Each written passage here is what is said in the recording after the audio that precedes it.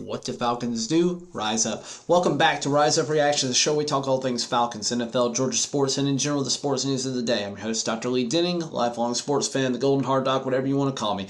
Guys, sorry for the absence. We've had some stuff going on at work where it's just been incredibly stressful. Finally feel like I'm kind of caught up on things here. We've kind of changed the way we do things at work a little bit, and it's just made it a little bit more difficult to get some content out or even really think about content. But I'm back today. I should be able to produce some stuff periodically for you here going through the rest of the summer. And what I would like to start off doing, since we're still a little bit away from the fantasy season, I'd like to start looking at projections for each of the conferences and kind of moving on. I've already really tackled this with the NFC South, so I'm going to move on talking about the rest of the NFC, and then I'll move on to the AFC, so be on the lookout for the next about 6 more videos coming out over the next few weeks here.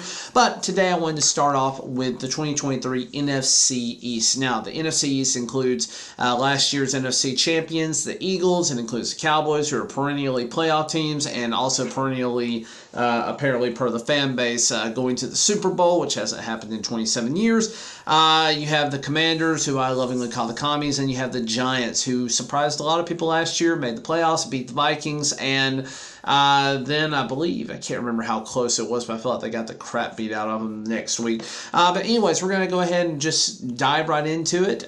So we'll start off with the reigning NFC champions, the Philadelphia Eagles. Now, the Eagles were just a couple of plays from winning the Super Bowl last year. I think had the turf issue not been a thing, that the Eagles defense would have been able to really rise to the cream of the crop. They have been a solid defense for several years now. They've only lost a couple of key pieces going into next year. But the biggest thing here that I want to talk about is the freaking Philadelphia Bulldogs. They have been absolutely bullish on getting Georgia Bulldog top defenders coming in the last 2 drafts. So just to hit on some of that, in the recent past, they have taken Jordan Davis, they've taken Nakobe Dean. This year they drafted Jalen Carter and turned right around and got Nolan Smith at the tail end of the first round. And then in addition, who else do they have? I feel like they've got somebody else. I got DeAndre Swift, who is another notable Bulldog, but I really felt like there was one more guy in there. But either way, there are a lot of Bulldogs that are going to be starting for this team, and they have more or less just absolutely savaged the Georgia defense to get their guys. I feel like, who else? Keely Ringo. That's who they took. Guy who was supposed to be a first or second round projection and ended up falling all the way to the 4th round. An absolute steal, and he should be an amazing corner for the Philadelphia Eagles going forward. With that in mind, when you are the king, you also have to deal with a harder schedule just to create parity for the NFL. So notable games for them include basically the AFC East with the Patriots, the Dolphins, the Jets, and the Bills. Then they also have their division, which I think they'll probably handle the Commies pretty well, but they have to play the Cowboys and Giants twice. They have to play the Seahawks. They have to play the Chiefs, which will be an amazing rematch. I think that's like week 8 or 9, so can't wait to watch that one. And then they also, like I said, they got I think I mentioned already, they get the Bills as well. So there's a lot of games that could be 50-50 for me. They did re-sign Jalen Hurts, and then they also still have A.J. Brown in there, which those two had a match made in heaven last year. And again, they have moved on to DeAndre Swift as the starting running back. They also have Rashad Penny, who likely is going to see some decent time in there. And you still have Kenneth Gainwell and Boston Scott to round out their running back room. So a pretty solid grouping overall. And then on top of A.J. Brown, you've got Devonta Smith, Quez Watkins, Olamide Zaccheaus from Atlanta coming in to join that room.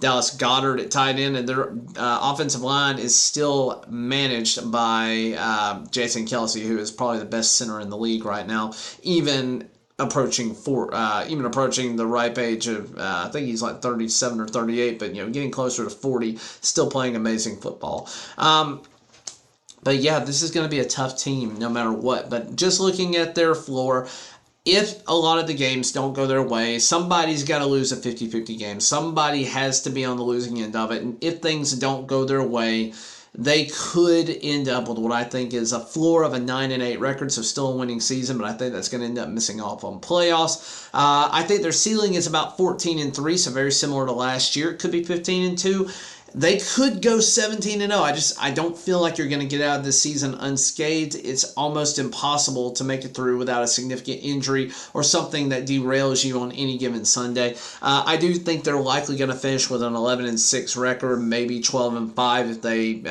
or 13-4. They end up coming back into that dominant position again. I don't really think they're going to hit that 14-3, but I could be wrong. The Eagles certainly are a team that could repeat from last year and go on to win the NFC again due to primarily weak quarterback play and weaker teams in general. The AFC is definitely a tougher division or a tougher conference right now. Moving on, we've got the Cowboys. Now the Cowboys again, if I feel like they are always the bridesmaid, never the bride here for the NFC. Perennial playoff team, and then just something happens where they get completely derailed. They have things go against them in the playoffs. But their notable games, again, I just wrote out AFC East because I had to play everybody there. The 49ers, the Seahawks, they get the Chargers, which is a tough game for them. They get the Eagles twice, the Giants twice, and then they also drew the Lions as well for their cross-divisional opponent. So things that have happened for them. Brandon Cooks is now added to their team. He should be a very solid and stable wide receiver 2/wide receiver 1.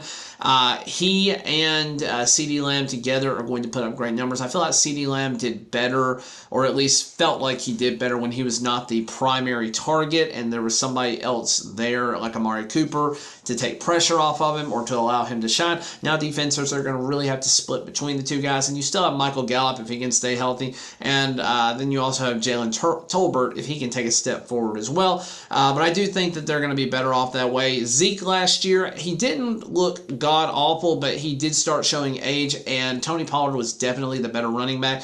They did make a move away from Zeke this year. Zeke is still at this time awaiting one of the NFL teams to call him. I think he's trying to command too much money, so he's going to have to back off of that if he wants to play. But, again, I say this with regards to a floor and a ceiling. Somebody's got to lose a 50-50 game. Somebody's got to lose it. And if it's a 50-50 game, that means it could go either way. If you lose every one of them, it's improbable, but I think their floor would be 7-10. I do not see that happening to them. I just think that is a realistic floor, absolute floor, bottom end. And I think their ceiling is closer to 13-4 or 14-3. I have them finishing at 11-6 with all things combined. And depending on how their series with the Eagles goes, they could win the division because they have a slightly easier schedule, or they could tie for the division or finish in second and still end up making the playoffs. I don't think they miss out on the playoffs again because of a fairly weak NFC overall. We'll talk about the rest of the divisions later on. But moving on, I have the Washington Commies with notable games including the AFC East. They get the Broncos, the Falcons, they get all of the NFC East. They get the 49ers, they get the Seahawks, and they get the Cardinals. Now, the reason I've included the Cardinals as a notable game, I predict that the Commies are going to be one of the worst teams in the league, and it has nothing to do with their defensive talent. I think they are going to lose a lot of one-score games this year. They have solid defensive pieces that just need to take a step forward. They have solid offensive skill players that are going to be great for them. They got Brian Robinson, Terry McLaurin, who they drafted last year. I can't remember the guy they drafted last year, but oh, geez, he's on my fantasy team too, which is going to drive me nuts. But anyways, they took a wide receiver last year who ended up being fine. Oh, Jahan Dotson. So I don't know. It's going to be a weird year for them. They're going into this year with Sam Howell as their starting quarterback and Jacoby Brissett on the backup. They also have Jake Fromm on the roster, who did not play particularly well in New York when he was given a shot, but was a highly touted prospect and a highly touted Georgia player before he went pro.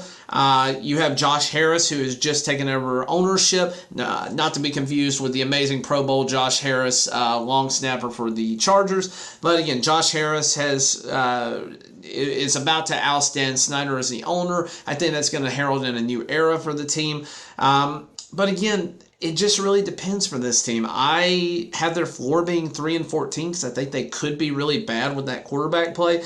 I have their ceiling being about 11-6 because, again, somebody's got to win the 50-50 games. If they somehow manage to steal a game from the Eagles, the Cowboys and the Giants, maybe sweep the Giants. That's 4 wins right there. Some of these other games are winnable. They could beat the Falcons, so I don't have them doing that. The Broncos, if they're still bad, they could beat them. Depending on what happens with the 49ers quarterback situation, that could end up being a nightmare. The Seahawks could have a bad day. And again, the Cardinals, that's a team they can probably beat. So ultimately, I see them probably finishing 7-10 or 8-9. I'm going to say 8-9 just to give them the benefit of the doubt because they did play pretty well overall last year. I just don't know that they've done anything to improve going into this year compared to last year, and that's about where they finished last season. And finally, you got the New York Football Giants, who, again, I think surprised a lot of people with 10 wins last year. They get pretty much the same opponents as everybody else. They have the AFC East. They have the NFC East times 2. They have the Seahawks, the 49ers. Where they draw difference is they get the Saints and they get the Packers. They also get the Rams. They get the Cardinals and some of the other teams because they're drawing the NFC West as well. I'm not really mentioning the Rams right now because I just don't know what Rams team is going to show up. Right now, I have the Rams as a bottom 5 team in the entire NFL. If Matthew Stafford comes back to form, we'll talk about that probably tomorrow or the day after. But we'll see. But what I have for them right now, is Daniel Jones going to be the guy?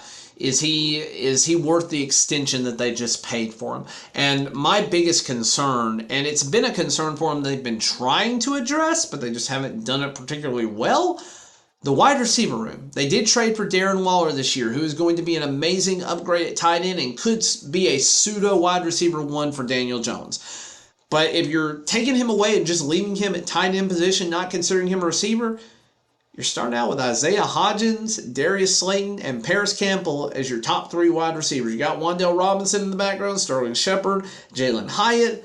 Jamison Crowder is also in that room. I have no idea. This is definitely the weakest wide receiver room in the division. It's one of the weaker wide receiver rooms on paper in the entire NFL. And I think that's going to cause them to have to lean more on the run game. Saquon Barkley, we still don't know if he has a long-term deal as of the making of this video. You got Matt Breida there as well, who's a solid backup, but probably can't handle a full workload if Saquon's not playing. Don't even know who this Eric Gray guy is. Don't know him very well. But again, this is a team that is a complete mystery to me. I do think if things go poorly, their floor, they could revert back to what they were doing before and go 6-11. I think their ceiling is probably 13-4. Who knows? Again, they could sweep everybody in their division if things go well, but I don't see that happening. So likely I have them finishing at about a 10-7, 9-8 record. Probably I'm going to give them the benefit of the doubt and say 10-7. And say that the NFC East is going to be a very competitive division, and it's going to be a lot of fun to watch this year. But guys, that's all I've got for you today. Thank you for watching. Thank you for your patience as I've been absent for the last 2 or 3 weeks here. Again, thank you for watching. As always, rise up.